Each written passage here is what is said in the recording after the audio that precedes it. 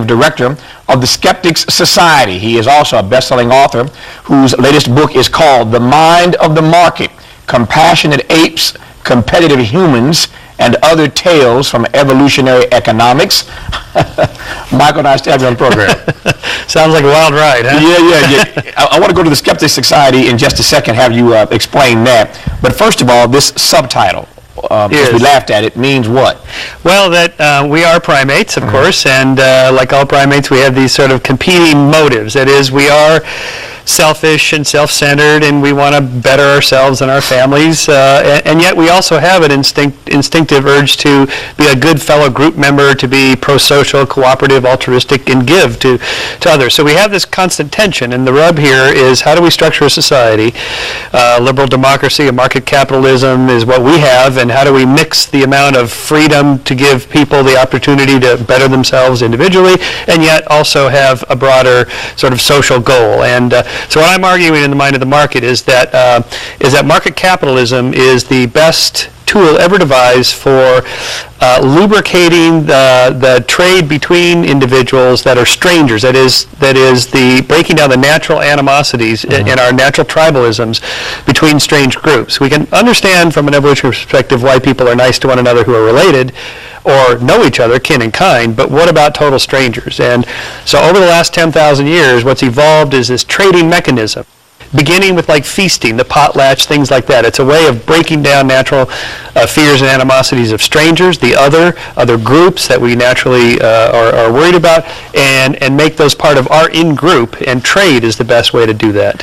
I'm not convinced as yet, and I've gone through You're skeptical? Yeah, exactly. We'll come back in a second. I've gone through the text, and I'm just not convinced of your point now, and I want you to unpack it, so I'll let you explain it, why you think that to do all of that, which has to be done if we're going to relate to each other, as humans. I get that part.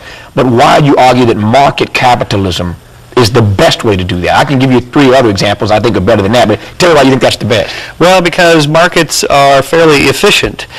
When somebody owns something, they have a greater incentive to be more efficient at doing it than, say, a government.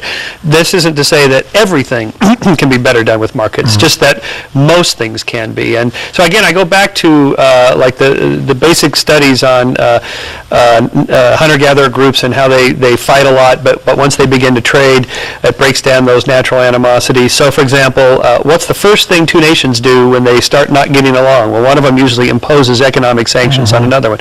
We've imposed economic sanctions on Cuba, North Korea, China, on Iraq, which we've now stopped, Iran now, changed it with China. So where goods do not cross frontiers, armies often do. So where goods do cross frontiers, armies often don't. So it's an international principle. But there's so much evidence. For every country you give me where that has worked, I could throw one back at you where it hasn't worked, even in our own hemisphere. There's some examples where that doesn't work, though, which is why I think I'm challenging you on that respect. Well, okay, fair enough, because so much of what we have is a mixed economy, and there's so much politics involved in trade, where we support certain dictators that are, he's a bastard, but he's our bastards, President Johnson, yeah. Okay, well, so, the pure theory is never, on the left or right, is never actually practiced, so right. Fair enough. But I guess one of the things that I talk about here is that what trade does, the key element here is trust. So the reason I also endorse a liberal democracy. We need a rule of law, we need a justice system that's fair to all people, we need an infrastructure that's reliable, a banking system, people can count on their money being in the bank, you don't have to put it in the mattress, things like that. All those have to be in place before trade can happen, because without trust, the trade doesn't work. So now you're going where I want to go. In the absence of all of that, it's like I say all the time that whether we're black or white, Republican, Democrat, liberal, conservative, certainly in this election season, I think as Americans we all want the same thing. I talk about this in my speeches all the time. We all want the same thing, which is to live in a nation that is as good as its promise. That's all we want. Nobody's asking for more. Nobody ought to settle for less. To live in a nation as good as its promise. So that America is not yet a nation as good as its promise, which takes me back to your point that if all of those things are in place, that liberal society you think we ought to have, if all that's in place, then maybe I buy the argument that you're trying to make. But so much of that is still not operational. Oh, it's true. And to be fair on your side, that businesses get far too much what Ralph Nader called corporate welfare. Right. They get too many free handouts and special favors and protection against foreign producers and so on, and they get these tariffs put on products that they have to compete with. That's not a free market either. So in the mind of the market, I argue that we still have not realized Adam Smith's revolution. Adam Smith, yes, Mr. Laissez-faire, but no, not pro-business always. Businessmen will connive to fix prices and use the government to compete against other producers, and that's not right either. So we have to be fair on both sides. I guess the trend, Michael, the question rather is whether or not the trend is moving in the direction that you and I think, you certainly, since you wrote the book, you think it ought to move, or whether the evidence mitigates against that happening. Well, it's the pendulum swings back and forth. I think we've been in a trend since Reagan to have more free markets, although even Mr. Laissez-faire, Reagan himself, bailed out the Harley-Davidson motorcycle company. I remember because I rode a Yamaha motorcycle and a Honda, and the price of them went almost double for the first 5 years of the tariffs. That's not free trade either. So, that's still economic tribalism. That's mercantilism. Our Harley-Davidson producers have to be protected against those evil Japanese tribal motorcycle producers. No, that's not right either. That's still that tribalism. And when Mitt Romney was in Michigan last week and talking about I will protect Michigan automobile producers. Bring back all of your jobs. Yeah, well, that sounds great. I mean, our tribe versus those Japanese automobile tribe makers, no, but at what cost? That the American consumers now have to pay more. The wealth of a nation, Adam Smith said, is in all the people, not the producers, but in the consumers. The consumers are boss. We're boss. You and I, we tell these companies what to do. How does what you write in this book, The Mind of the Market, get impacted by or impact our relationship with a growing economic power like China?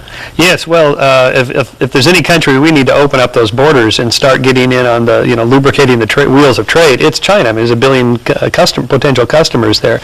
But back to the politics, I know Google had to make sacrifices to get into China, yes, but the free flow of information across borders is the best way to defeat fascistic, communistic, and dictatorships. If you want to be a dictator, to control the people, you have to control information. So I call this my Google theory of peace, where information is freed across borders, armies won't. That is, it's harder to control people. It's harder to fight other nations when you don't control the information. So the free flow of products and the free flow of information is the best way, again, liberal democracy, market capitalism, the best way to make more people part of our in-group. So here's back to that tribalism thing. We're still very tribal, but if you take the long road of, say, the last 500 years, more people in more places have more freedoms and more liberty and more rights and civil liberties and prosperity and wealth than ever before. The curve is always going up. Lots of little dips, yes, like the stock market now, right? Goes down, it'll go back up. Hang in there. The curve is always going up, and just in the last 30 years, the number of liberal democracies around the world has quadrupled. And so the trend is positive, and the more free market exchange we can have, the more it makes it possible to have a liberal democracy. So trade with Iraq is an important thing for us to establish. Our conversation on some levels has been a bit heady, and some of the concepts in the book are heady, but you also do a good job of breaking it down for what it means for everyday people. So let me just ask that question rather head on. What does an everyday person watching this program right now who doesn't get or doesn't care about the tribalism and the trade between nations, but wants to know what's in this Mind of the Market book for me? Well, thank you for saying that. Yes, well, the bullet points are in there about how to invest money. So, for example, there's all these subjective psychological effects. You go to a store to buy an iPod for $100 or whatever, and somebody says, "Hey, 4 blocks down the street, it's on sale, half off, $50. Would you make the walk?" Sure. You're in the same store, $1,000 flat screen TV. Someone says 4 blocks down the street, it's on sale, $50 off, $950. Would you make the walk? Most subjects say, nah. Why? Because it's the same $50. Well, because we frame the value of something based on relative to what it is. And so knowing that, you can sort of know that, okay, I better watch out for those kinds of effects, the psychological effects. We know from studies on happiness that money doesn't make people, once you're above the poverty line, you have 3 squares a day, roof over your head, and so on, making $100,000 and doubling it to $200,000 a year. That doesn't make people happy. Money can't buy me love. No, it can't. But what does is a relationship, being in love, a marriage, a whatever, lasting relationship, family, social circle, extended family, meaningful work and purposeful work, and then something like spirituality, religion, something that takes you out of yourself. So knowing that, you can say, okay, it's fun to make more money, but really I should invest some of my time in my family and social circle. Those are sort of take-home messages there. The stock market, by the way, that it again, take the historical perspective. Last 70 years, it's going up. And yes, there's lots of little, like the global warming curve, it goes down, but it goes back up, and it's going that way. Real estate market's going that way. So don't bail now. Too many people are bailing now. Now, if anything, it's a good time to buy. Stocks are cheap. But we tend to be short-term thinking because we evolved in a resource-poor environment in which you'll have so few items. Next time you come back, we'll talk more about the Skeptic Society. We'll do that next time on your visit. The new book from Michael Shermer is The Mind of the Market. The Mind of the Market. We just scratched the surface on how psychology impacts your financial choices, but you'll learn a lot more about that by reading the new book, The Mind of the Market, again, by Michael Shermer. Michael, nice to have you here. Thank you, Tavis. Up next on this program, Oscar-nominated actress